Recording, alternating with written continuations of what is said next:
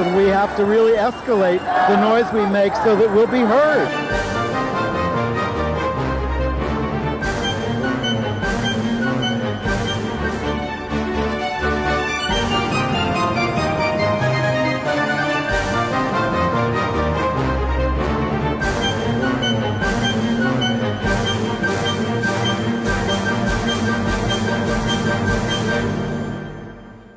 Welcome to Gay USA. I'm Andy Hum.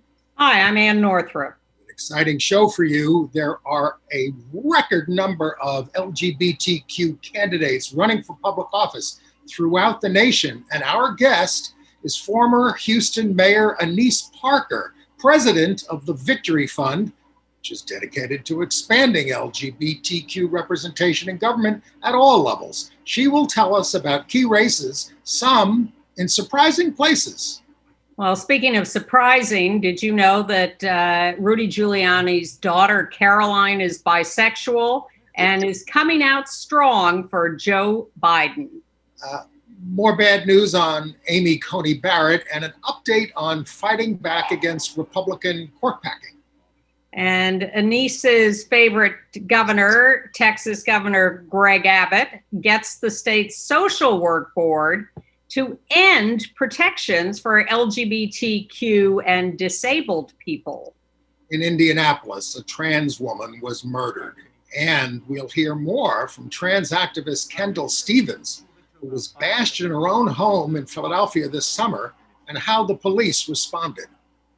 And a game for you to play at home right now. We'll tell you what country's legislature now has the highest percentage of LGBTQ people in the world. If you can guess before we get to it, give yourself a pat on the back. Sorry to read about the death of Joyce Wallace, Dr. Joyce Wallace, an early AIDS activist. Yes, and very, very active. And the Tony nominations for the truncated 2019-20 season are out, although we don't have a date for the ceremony yet, but so are a bunch of the nominees. We'll talk about that. But we welcome now Mayor Annise Parker, 6 years the mayor of Houston, the first out mayor of a major U.S. city. In 2010, she was named by Time magazine as one of the 100 most influential people in the world. And she's been involved in the Victory Fund since its founding and is now its president. And she's been in the LGBT movement since 1979. So welcome. Thank you. Very happy to be with you. And before we get to the detailed rundown of the most interesting or prominent LGBTQ candidates, let's take a couple of seconds to talk about voting in Houston and Texas. Another scandal today about trying to cancel votes by drive-in voters. And we all know the story of the one drop ballot box in Houston. Are people in Texas going to be able to vote? People in Texas are voting in huge numbers. We're way ahead of previous years in terms of the volume of early vote this early. The question is, are these new voters or are these the usual voters who are just coming in early because they're afraid of lines at the polls and of efforts to disenfranchise them? This has been an incredibly frustrating year, but it actually started before this year. In previous years, you could, in Texas, we don't have party registration, but you could go in and vote for one party's candidates or the others, straight ticket voting. Mm-hmm. So the last legislature took that away. This is the first year we haven't had straight ticket voting because the Republican legislature was afraid that Democrats would dominate if they were allowed to continue. So this is an ongoing process. But the absurdity of having one drop-off location for an absentee ballot, Harris County, Texas, is 1,800 square miles. And people in other parts of the country don't understand the scale of Texas. And there are millions of voters in this county and one drop-off site. And then, as you said, our election administrator has been trying to find ways to help people during the pandemic. And every time he comes up with a great idea, like, let's have everyone have the opportunity to vote by mail. He gets sued, and the state weighs in and tells him he can't do it. So it is it's a little bit of a whack-a-mole process down here, and a great idea to allow ballot access, and then we're struck back. Now, I have to say, Victory is a nonpartisan organization. We endorse candidates across the political spectrum, but I have yet to see a Democratic administration trying to prevent access to the ballot. And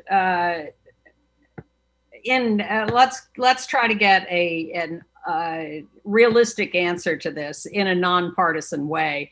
Is there any chance of the Democrats winning the state of Texas this year for their presidential and other candidates? I wouldn't bet my house on it, but I think it's an even bet right now. Okay. I wouldn't if you'd asked me a couple of weeks ago, I wouldn't have said that. I would have said that we win everything down ballot, and the state races, that probably John Cornyn goes back to the Senate. But Biden is leading by a point or two in Texas, which is unheard of, and Cornyn. So you have a presidential Democrat and a Senate Republican both in the lead in their races, barely. So it is absolutely a toss-up right now. And all of the energy and momentum and the down ballot races is on the Democratic side. So I don't know whether you can say we're going to go blue, but we're going to be heavy purple. Well, let's get to the work of the Victory Fund, which is about electing out LGBTQ candidates. And how long has the Victory Fund been in business? 30 years next year. And you were there at the founding, yes? No, I was an activist and I was around, but I actually served on the board in about 1994. So I've been around and certainly was aware of Victory. Yeah. So, and again, why don't you state the purpose of the Victory Fund? It's very straightforward that we believe our democracy is stronger when it is fully representative, and that means it has to include LGBT leaders in public office.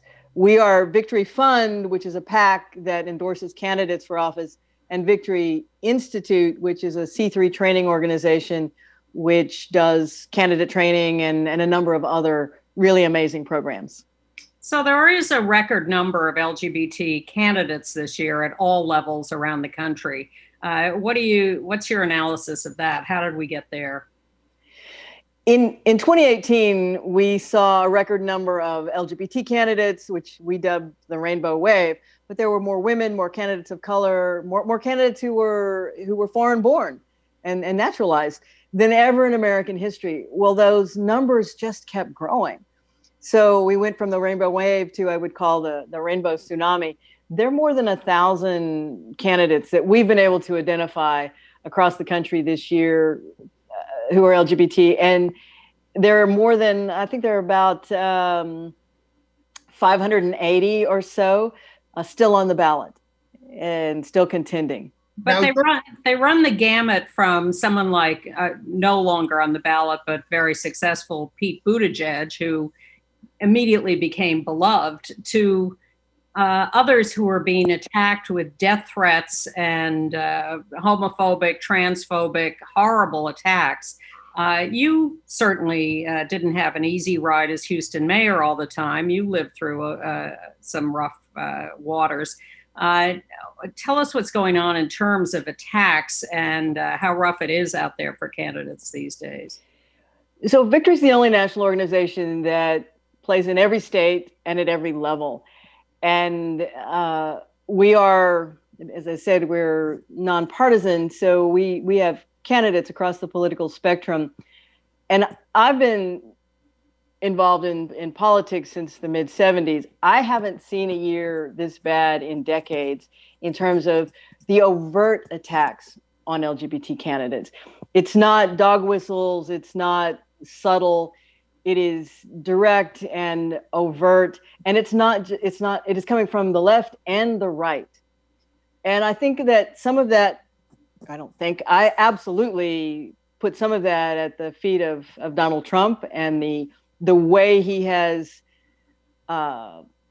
normalized vitriol and personal attacks in campaigns.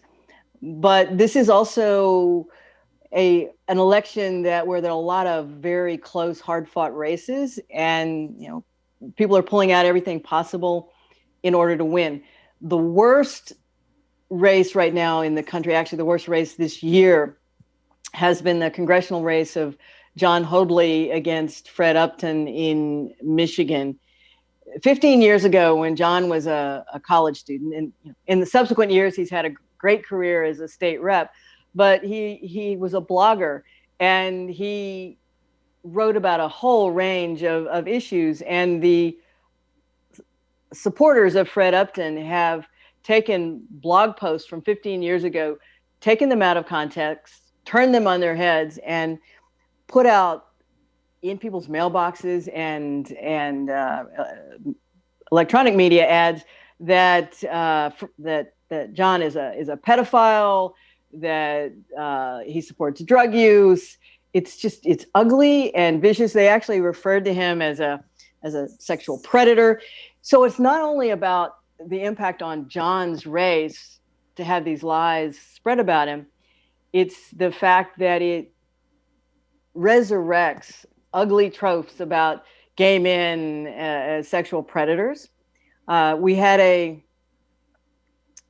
something, actually that's, his Republican opponent doing it to him, but Alex Morse ran for Congress in Massachusetts, and in the Democratic primary, he was attacked not by his opponent, but by a group of college Democrats who were hoping to get jobs with the incumbent. And so they spread lies and misinformation about Alex, again, sexual predator. And that feeds into so many other things that are used against us, not just in politics, but in our daily lives. And our struggle to have full civil protections in this country. I remember when that happened to our friend Danny Drum, who's a longtime city council member in New York. When he first ran, his desperate opponent, again, put in mailboxes things that said he had a prostitution arrest when he was 16, that kind of stuff. He overcame that and he won. So let's give people some hope here. You talked about the John Hoadley race. This is Michigan 6, House District. Fred Upton, longtime incumbent. Latest poll has Upton about 6% up. What are the hopes there? It is a very Republican district, but I'm going to say first that victory doesn't do policy. We don't do lobbying. We're about people. And we believe we put the right people in the right place, they'll do the right thing. So we're all about the individuals who are running. And win or lose, when we have people who stand up from our community and have good races, they make change. Now, they make more change when they're in office and actually can work on the policy piece, but the running is important. So it's important to challenge in seats that are uphill. This has been a longtime Republican seat. John is an outstanding candidate. He would not be as far away if they hadn't gone hard negative and created these lies about him. But his race pushes out people who will also vote up ticket. And, this is a swing state in the presidential race as well. So there are implications far beyond this particular, the outcome of this particular race. We think he has a shot. We have a viability standard at Victory. Those more than 1,000 candidates running, we've endorsed 381, I believe. And so we look hard at it. It's not enough to be openly LGBT. It is necessary for us to endorse you, but it's not enough.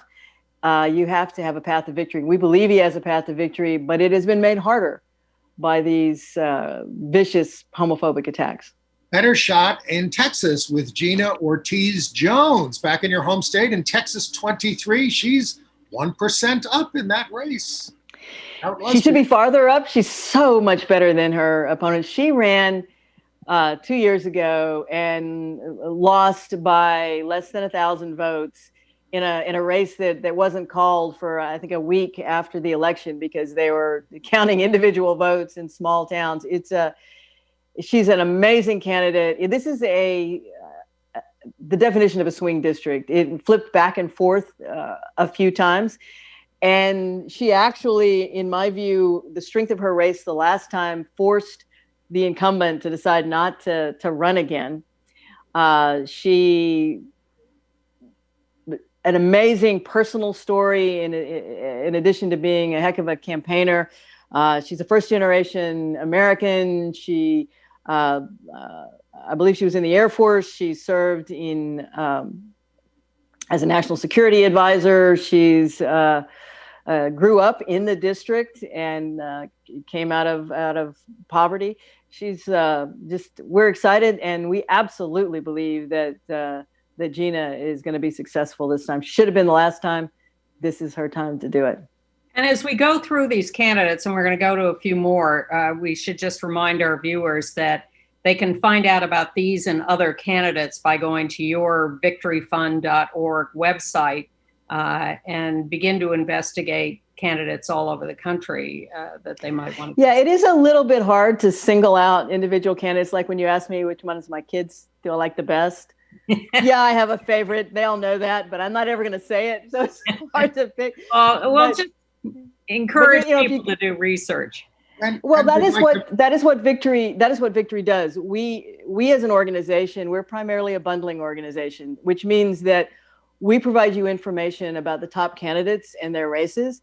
And as I said, we put a viability lens on, and then we invite you to choose among those nearly 400 candidates the ones that you think most aligned with your views. And you can choose school board candidates or congressional candidates or state house candidates. State houses are where we as an organization pay the most attention, simply because bad bills start in state houses and can metastasize, and we can really build a wall against the bad stuff if we have a progressive legislature in state houses. So let me remind our viewers again, this is the most critical election in 10 years for state legislatures, because they will draw their own lines for the next 10 years, and they will draw the U.S. House lines for the next 10 years. Republicans did a great job on that in 2010 when we were asleep. So wake up and elect progressive legislatures. Tell us, you also endorse transgender candidates. You've got one in a Wisconsin State Assembly District 15, Jessica Katzenmeier. Yeah, we're excited. Actually, we elected our first trans legislator, Danica Rome, just in 2017. So in 2018, we added 3 more. This year, we have 5 trans candidates on the ballot. So we hope we can at least double the number of trans legislators, because we want to keep our incumbents and add to the number. But Jessica Katzenmeier, running in Wisconsin, she would be the first out trans person to serve in the Wisconsin legislature. This is a close race, but she's an excellent candidate, and her numbers look good right now. And we got 2. Sorry. We have trans candidates running in interesting places. Here's Wisconsin, not necessarily all that progressive, but we have a trans candidate in Kansas as well. What we know is that it doesn't matter where these races are. If we have good candidates and they're a good fit for their district, they have a shot. And you got 2 state house races in Tennessee, Tori Harris and Brandon Thomas. Correct. Tennessee is one of those places where we have never elected someone to the state legislature. And we have 2 opportunities with Tori and Brandon. Not only are they out gay men, but they're also African-American. So we have an opportunity to add diversity in several ways to the Tennessee legislature. And I think one's in District 90. I haven't looked this up. One's in District 90 and one's in District 49 there. But there are 5 states that have never had an openly LGBT legislator. So Alaska, Delaware, Louisiana, Mississippi, and Tennessee. So we can knock one of those off. This year, right? Delaware, we expect to elect some. Delaware, we expect to elect Sarah McBride. Sarah McBride, absolutely, one of our trans candidates that we've endorsed going into the Senate. And there's name escapes me. There's a LGBT candidate for the House there as well. So we're slowly knocking them off. But you can't keep the names of all 381 candidates at the top of your. If I weren't staring into the camera, it would be right on the tip of my tongue. But look, we can barely remember our own names on a daily basis. Look, I'll have to apologize to that candidate, and I'm sure you'll have to. But we're going to show. I don't think we should take the time right now. We'll show because we'll let you go at some point today. But the new mayor, temporarily at least, of Anchorage, Alaska, Charmaine McGuffey, is also very impressive. So tell us a little. No, that's a sheriff candidate. That's sheriff candidate. Sheriff candidate. Yeah, big mayor. Our biggest mayor's race in the country is the mayor of San Diego, where we have Todd Gloria locked in a hot Democrat on Democrat race out in California. But Charmaine McGuffey is running to be the sheriff of Hamilton County, Ohio. She was actually fired from her job for speaking up against the pro-Trump Democratic incumbent. She ran against him, took him out. She has a Republican challenger now, but she actually will join a very proud line of lesbian sheriffs. We've had, of course.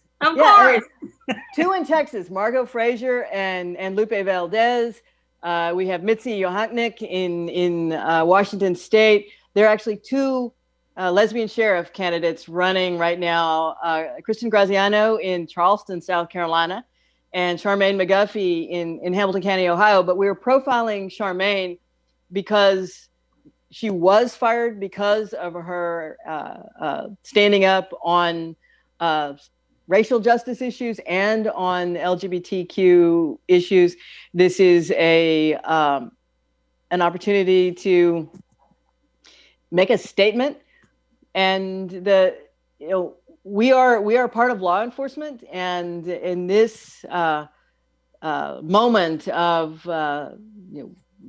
reckoning on racial justice, having people who are willing to step up and speak out for change in law enforcement is important. I don't know what it is about men in law enforcement, but we actually have we have one male sheriff, but women have just outperformed in those sheriff races for some reason. We like to fulfill stereotypes. I see that I was conflating her with Austin Quinn Davidson, who is now the acting mayor of Anchorage because the mayor resigned. So we now have a lesbian mayor of Anchorage, Alaska. We have a picture of her with her wife. Yeah. Says, Excellent. Who wore a T-shirt saying "Vote for my wife." I wonder if I could gotten my wife to wear one of those. I don't know. Well, are you going back into electoral politics? I don't know. I get asked that a lot. I love the work I'm doing at Victory. It allows me to have a much broader reach in terms of helping people achieve office. I was in office for 18 years and absolutely loved it. But I also felt I made a difference. And this allows me to help other people have that same experience. Well, I have to say that we were extremely impressed and proud that Victory Fund did stand up for Alex Morse so quickly in Holyoke, because there he was trying to unseat a very established incumbent and a leader in the House. And for Victory Fund to come in and say, no, this is wrong, he's been mistreated, was inspiring and heartwarming. So thank you for that.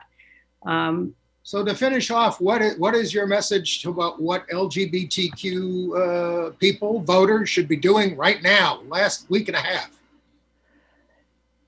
Well, they should already be informed on who's on the ballot in their communities and making plans to vote if they haven't already voted.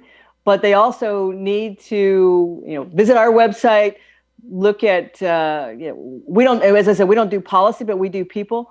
And there are nearly 600 really amazing candidates across the country, almost 400 on our website who are worthy of their support and interest. And make sure that you find an opportunity to stay engaged with what's happening in terms of LGBT candidates.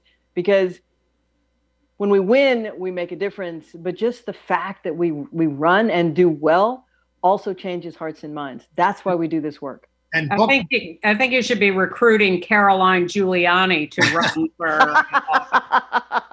and bookmark, yeah, possibly. Bookmark the victoryfund.org for the day after the election, and you'll find out how these candidates did. Yeah, get those results up there. We hope the day after the election, because that is going to be one of the problems this year. There is so much more absentee balloting, voting by mail, that some races won't be decided. But I have one more website I want to give you, and that is outforamerica.org. Something else that Victory maintains. It is every current LGBT elected official. It'll take us probably a month or so to get it completely updated with for the new results. But there are about 850 serving elected officials out there. And educate yourself on who's in your community. You can go in and ask by state. You can go in, ask by ballot, level of office. We are everywhere. We're serving everywhere, and our candidates need support. We will put that in our email blast, that website. And if anybody out there wants to be on our email list for the weekly notice, just go to our website and sign up for it. Thank you very much, Mayor Parker. Thank you. Happy to do it. Okay. Anytime. Good. See you soon. Bye. Bye. All right. Should we take a look at that video from Charmaine McGuffey, the police chief candidate in Hamilton County, Ohio? I loved it. I hope you will too. It's great. Yeah. I've never been an insider. I wasn't just a woman working in law enforcement. I was a gay woman. That made me a target, a threat. But overcoming the impossible, well, that's what I've done my entire life. I'm Charmaine McGuffey. By the age of 14, I knew that serving the community as a police officer was what I was called to do. I worked my way up the ranks in the Hamilton County Sheriff's Office all the way to Major, first and only woman to achieve that rank. I took our jail from the worst ranked in the state of Ohio to the top ranked. I wanted to move the sheriff's office in one direction, towards reform and rehabilitation. But the current sheriff, he wanted something different. His way, excessive force, harassment, and zero accountability. When I spoke up, I was told to go with the flow. I refused to stand by silently, and ultimately it cost me my job. I decided to run against him in the primary, and I won. I'm running for sheriff because I know we can do better. In my 33 years as a police officer, I've seen justice and I've seen injustice. But I also know what it feels like to be targeted for who I am and not for something I've done. And there are systemic issues that we can no longer ignore. My opponent, Bruce Hoffbauer, he has a history of excessive force. He shot and killed an unarmed black man. He served on a unit that was notorious for terrorizing communities of color. He's unfit for the job and for this moment. From notes on the bathroom door to abuse at the very top, I've taken on bullies like him my entire career. I stood up to homophobia and sexism. I've torn down barriers that were designed to keep people like me from ever getting a fair shot.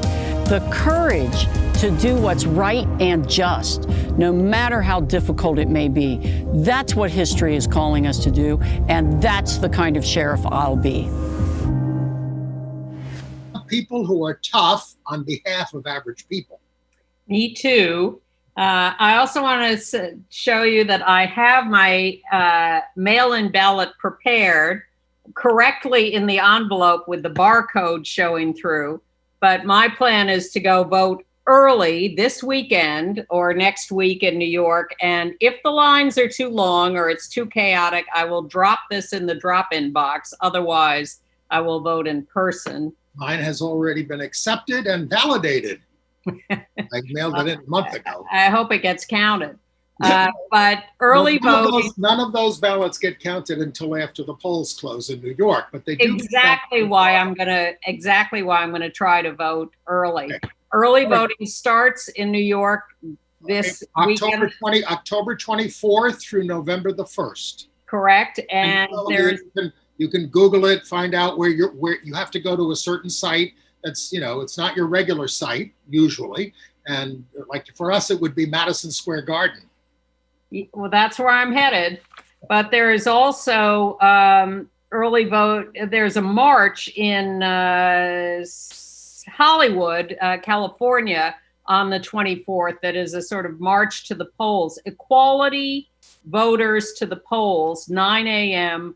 Saturday, the 24th in Hollywood, California. Let's keep talking about politics. If you saw the forums with the presidential candidates this week, and again, we're not covering, we're too early for the debate if it ever comes off on Thursday night. But Biden got asked a question by a mother of a transgender child, and he did very well. And he also issued a subsequent statement on the epidemic of violence against transgender and gender nonconforming people, obviously decrying it. I haven't heard anything similar from the president. Oh, please. And Biden says he will prioritize prosecuting violence against trans people and that he will empower trans and gender nonconforming people. This may be partially why Caroline Giuliani, daughter of the monster Rudy Giuliani, who came out a couple of years ago as bisexual, Caroline, not Rudy. And Caroline is a filmmaker and making videos about the LGBT community, but she has now come out publicly for Biden very strongly, saying we have to get rid of Trump, and congratulations to her. I love all these kids of the monsters. She calls her father a sycophant, and she confronted her father once about these issues, and she said, you don't get to call yourself benevolent on LGBT issues just because you have gay friends, but don't support gay marriage. And she said he fired back with the intensity fit for an opposing politician rather than one's child. And she reminds us, as I think we all know from watching the world, we're hanging by a single slipping finger on the cliff's edge, and the fall will be fatal. If we remove ourselves from the fight, our country will be in free fall. That is what we're up against. Here. Well, and the free fall is starting with the coming confirmation of Amy Coney Barrett, who is just less than a week away, probably, from confirmation to the Supreme Court. Well, she lied during the hearings. She said she didn't know that Alliance Defending Freedom was anti-LGBT. That's all they are. That is all they do. So that's a lie. She spoke to them and was paid by them multiple times. The CEO attended her Rose Gardens ceremony. Was confronted about their anti-LGBT bigotry in 2017 by Al Franken during the Senate hearing. And she lied then too. Well, and the Republicans don't care. All they care about is filling that seat on the court. And I love what Sheldon Whitehouse, the senator from Rhode Island, said this week, which was, you Republicans are on the rule of because we can. Don't come back to us next year if we happen to have power and try that, because it just doesn't mean anything anymore. And there are two things that need to happen, by the way. I'm all for expanding the court, and I hope the Democrats have the guts to do that. There was a long article in the Washington Post about all the legislation that Democrats could pass that could stand up to the Roberts Court and all their bad decisions. They just have to get moving, and they do have to get rid of the filibuster. Yes, a lot of legislation could overcome bad or potentially bad decisions in the Supreme This week, Court. Jim Obergefell, who helped us get through a Supreme Court case, same-sex marriage rights, did a joint release against Barrett with Rick Hodges, who was the defendant in that case, as the the former director of the Ohio Department of Health. That's who Rick Obergefell had to sue to get his marriage recognized, and they did a joint release. Well, more and more is coming out about Barrett and her past decisions. She only has 3 years on the federal appeals court, but she did things like overturning a lower court decision on a prison guard raping an inmate, a 19-year-old girl who was in prison repeatedly. And Barrett said the girl could not sue the state because rape was not part of the prison guard's duties. It's unfathomable. And she, of course, supports all these college rapists who Betsy DeVos says are getting a raw deal from the colleges. But the Merriam-Webster dictionary now designates Barrett's use of sexual preference, they did this because of her, as widely considered to be offensive. We also told you last week or the week before about how she had been on the board of the Trinity Schools, which are a far right Catholic organization, which doesn't want LGBT students or parents of students or teachers or anything. Well, the AP has now come out with a large story about that. So that's finally getting some larger attention, because how many people listen to Gay USA? But they did a terrific story on it. I'd love to think that would make a difference, but it won't. And by the way, speaking of the Catholic Church, you've all read this week, oh, the Pope came out for civil unions. Well, he did that when he was Bishop of Argentina to try to stop marriage. And if you read the story closely, he's not talking about welcoming gay couples in the church. And he's not talking about stopping people in the church who work for the church who get civil unions or marriages from being thrown out, fired. Nothing has changed. And everybody's like, oh, Daddy said oh, it's so wonderful. It's a PR move. It's a PR move. Well, exactly. But some people are saying it doesn't matter whether he means it. It doesn't matter whether the church changes. What matters is that the vast population of the world now thinks the Catholic Church approves of civil unions. That will help us. Which is a very regressive impulse. Good change does not come from above. It comes from you. Well, you know, we can elect Joe Biden, but the work starts the next day if you're going to make him do anything. It comes from us. All right. Side note, Pompeo, our Secretary of State, speech to the Florida Family Policy Council, even his own people in the State Department are rebelling against this kind of action, because they, of course, are just another right-wing anti-LGBT group. He didn't end up going in person, but if he did, you were going to have to pay $10,000 to sit at his table. I mean, it's just disgusting. Well, we got a good decision from the U.S. Supreme Court, not exactly a decision, but they denied certiorari, in the Edmo case where Idaho was ordered to provide gender confirmation surgery to a trans inmate. That was a Ninth Circuit ruling. There's a bad ruling on that out of the Fifth Circuit, but they didn't reconcile them. Well, a bad decision by the State Board of Social Work Examiners in Texas. Governor Abbott has convinced them to delete the provision that social workers had to serve a broad population. Now, in Texas, social workers will no longer have to serve LGBT people, disabled people. Governor Abbott said, well, they're not covered in state law, so why should they be covered in the social work rule? Plus, they're covered by the Americans with Disabilities Act nationally, and because they very well may be covered by the Bostock decision of the Supreme Court this past year. Also, they're human beings. Oh, well, that's why we have a picture of Greg Abbott with Portia de Rossi and what's her partner's name? Ellen DeGeneres, because they were palling around last year and Ellen got a lot of criticism. That's also where she palled around with George Bush. And we said, come on, these people hate you. It would be nice to know that they at least said something, but there's no report of that. Okay. All right. Some of our weekly bad news in Indianapolis, Indiana. Another trans woman, Sarah Blackwood, shot dead while walking home from work at Kroger. She worked at a supermarket. She was known for being enormously helpful, quick to act to help people with their groceries, and beloved by her fellow employees, shot dead on the street. She was actually going home from her second job at Long John Silver's, 29 years old, survived by her longtime partner, Avery Ellis Blackwood, died in surgery at the hospital. You know, I watched a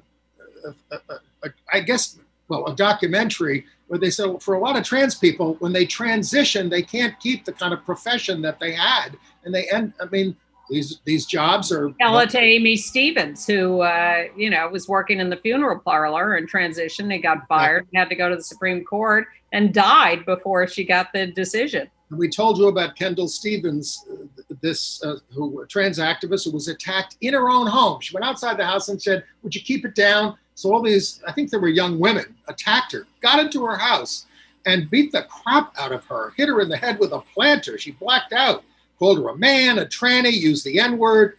Her nose was broken in 2 places, ribs. But the police would not, she pointed at some of the people who did it, and the police would not arrest them, one of them. And when she went to the police station, they laughed at her, they mocked her. She had to make, it was just awful. This was in Philadelphia, and yes, it was originally a group of young women who were then joined by their young male friends, and all of them attacked Kendall. Luckily, she survived. Okay. But we do have a death to note. Mario Aranda, 79 years old, dead of COVID. He was an immigrant from Mexico, a great activist, mostly in Chicago. He grew up in a Mormon community in Mexico, and later in life came out, divorced his wife, had some kids, and ended up marrying his partner, Greg Hinson, who survives him. In Chicago, he worked on the mayoral campaign of Harold Washington, the first Black mayor. He was the publisher of a Spanish language newspaper. But he gave a wonderful quote 40 years ago about being a minority in the Mormon church. And he said, "Being a minority can be difficult. It makes for confusion at times, but there is growth in the overcoming. It is a temptation for a child to exchange integrity for acceptance, for one does get tired of being alone." And that kind of drove his life, and I think it helped him to come out eventually. But that's why we preach frequently about the joy of community, and why we join activist groups, and why we feel so grateful and lucky to have ended up doing this work within the LGBT community, because we are not alone, and because the inspiring pleasure we get from working with a community as a minority feels so much richer than being part of the majority. It would feel better if we could be together again. Speak for yourself. All right. Tennessee, a new law that denies voter rights to protesters who camp out on state property. It makes it a felony, punishable by up to 6 years. It's an attack on the Black Lives Matter movement. We have so much work to do in this country. We've been telling you that Jocelyn Samuels, executive director of the Williams Institute, is now on the Equal Employment Opportunity Commission. Brad Sears, who was the longtime ED at Williams, has gone back to that job as interim ED. Also, new study out of San Francisco of intersex people, couple hundred nationwide. Half of them report that they're in poor or fair physical health and poor or fair mental health. In Puerto Rico, they are now covering transition-related health care under its Medicaid program. Yes. And in Florida, the new indecent exposure law went into effect in October, which could be weaponized, especially against gay men. It makes a second offense of felony punishable up to 5 years in prison. It allows police to arrest you without a witness. Somebody said he did it, and I'm arresting you. The sheriff's office in Hillsborough County, as we reported. All right. International news? We can, yes. In Algeria, mass arrests at a private home party, which was described as a gay wedding in July. The court has now sent 2 men to prison. 33 men and 9 women who were also arrested were given suspended sentences. They were all college students. They were arrested because the neighbors complained. In Russia, we told you about the crackdown on the Pussy Riot protests. Well, the European Court of Human Rights just ruled in a 2013 case that Russia violated the rights of LGBT activists to protest against discrimination. There was a demo outside the Duma, and they had eggs thrown at them. The police did not arrest the people throwing the eggs. They arrested the demonstrators. In France, they have come up with a 42-point plan to attack anti-LGBT hate and discrimination. It's going to involve the education system, adoption rules, and banning conversion therapy. In Gatineau, Quebec, girls have to wear skirts no shorter than 10 centimeters above the knee. But there is no... At a particular school, the Collège Nouvelle Frontière. Oui. But there is no equivalent rule for the boys who can wear shorts. So Zachary Paulin told 30 people that he planned to wear a skirt to school, and 100 boys showed up in skirts to protest. He called it a sign of resilience, solidarity, and support to the intersectional battle for gender equality. He decried the double standard. We have a picture of him showing how he felt about all this. In New Zealand, Prime Minister Jacinda Ardern was reelected she's very popular for having been compassionate and strict about COVID. And this is the first time the Labour Party has had a majority government. That's a big deal. So we have a picture of her and lesbian member of Parliament Louisa Hall at the Big Gay Out, which is their Pride celebration. And if you had New Zealand in the contest, you are correct. They are expecting to have 10% of their parliament LGBT, more than any other country in the world. Second place is the United Kingdom, where they actually have a lot of conservative members of parliament who are out. And speaking of the United Kingdom, they do their census every 10 years, a year later than us. Ours, of course, is a massive disaster. But for their they have a mandatory census. You get fined if you don't fill it out. Next year, they're also going to add voluntary questions about sexual orientation and gender identity. And for those of you going soft on the Pope, the Italian government is looking to pass a hate crimes law. They're getting a lot of pushback. But they're determined to pass it. It includes sexual orientation and sex and gender identity and gender expression as categories. And who's leading the opposition? The Catholic Italian bishops. Yeah. So ask for a little action along with the PR. Deeds, not words.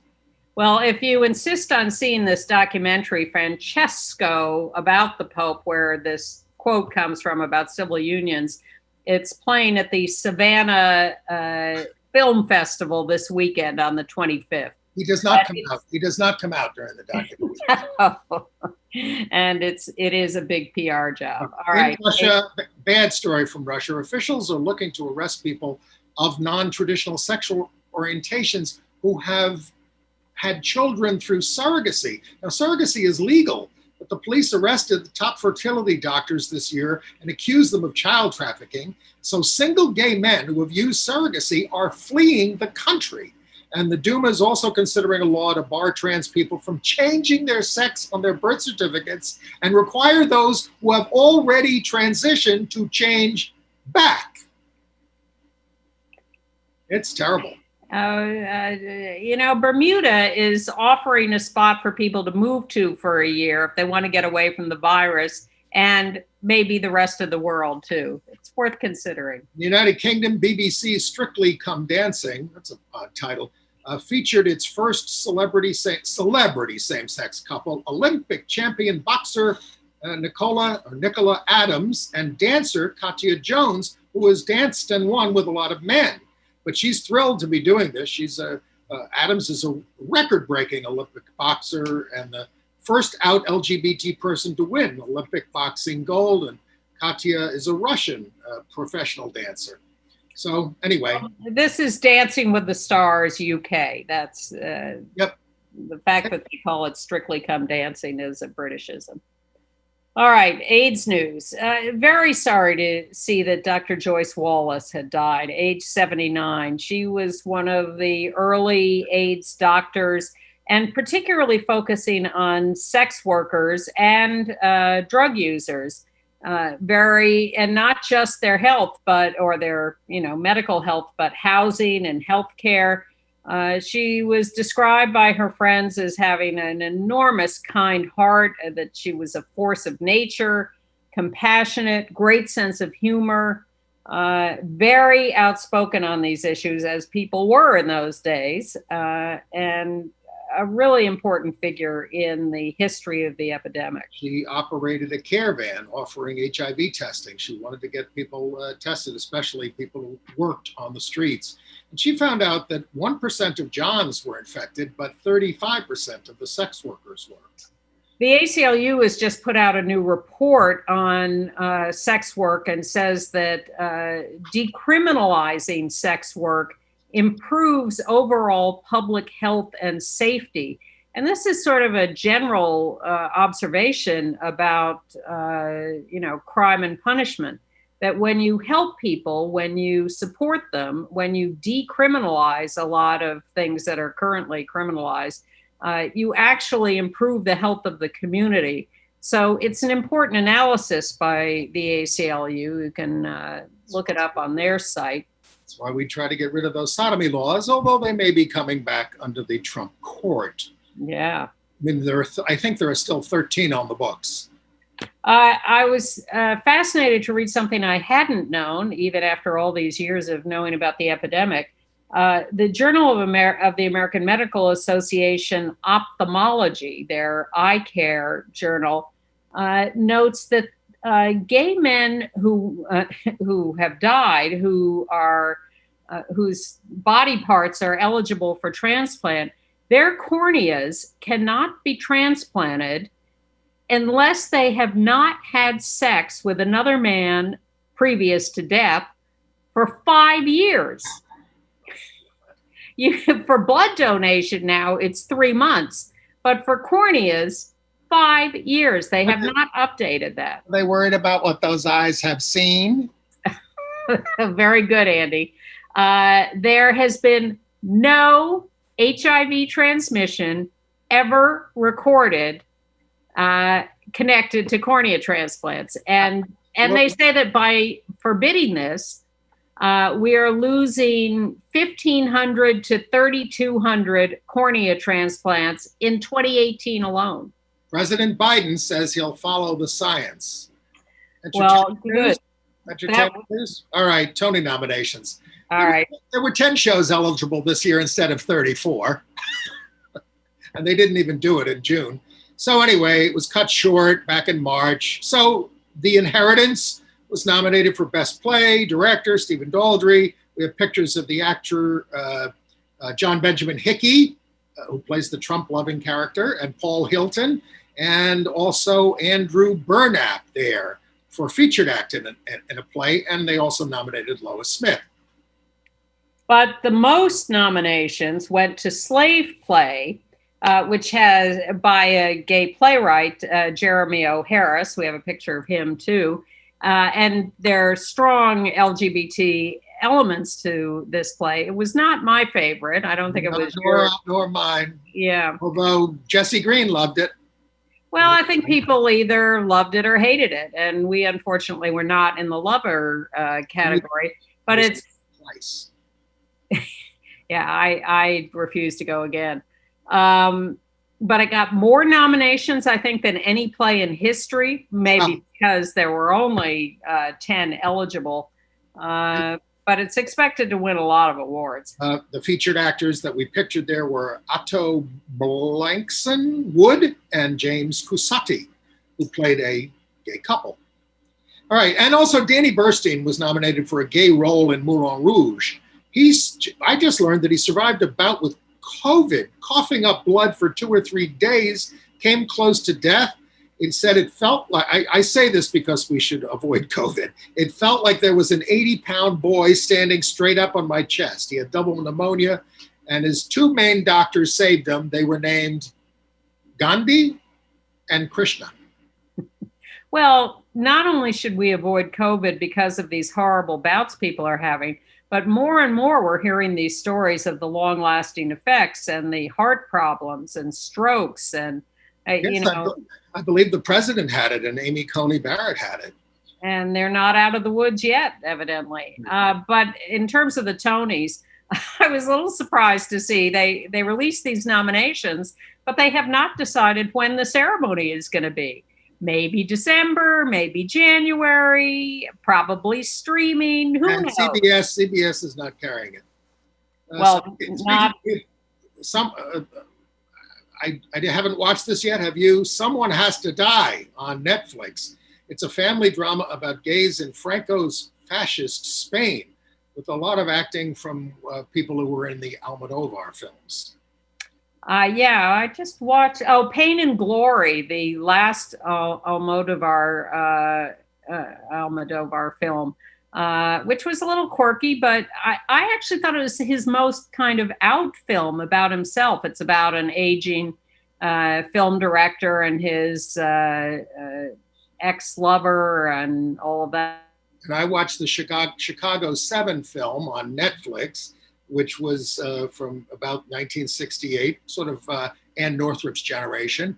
And Mark Rylance is Bill Kunstler, Sacha Baron Cohen. Was that before your time, Andy, the Chicago 7? Just a little bit. I graduated from high school in 1971, and I was not a child activist. I'm not watching the Chicago 7 by Aaron Sorkin is because I do remember every minute of it, and I am not going to watch a bastardized version of it. I am not an Aaron Sorkin fan. Well, I loved Sports Night, his original series, which was very clever. He did the West Wing. He did the West Wing. He did. I didn't see it on Broadway. To Kill a Mockingbird. Yeah. A Few Good Men. Anyway.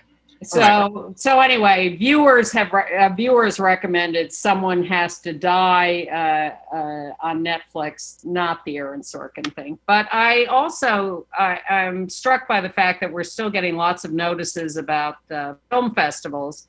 New Fest is still on. Coming up in November, Doc NYC, which is a completely documentary film festival.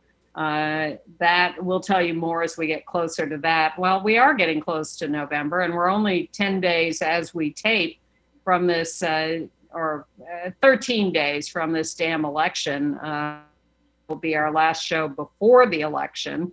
Maybe we should dress up in some way. I don't know. We should. We're down to our last 10 seconds. There's a lot of news I'm going to hold till next week. Or go to my Facebook page. I post a lot of these stories. Well, we will see you next week. Bye.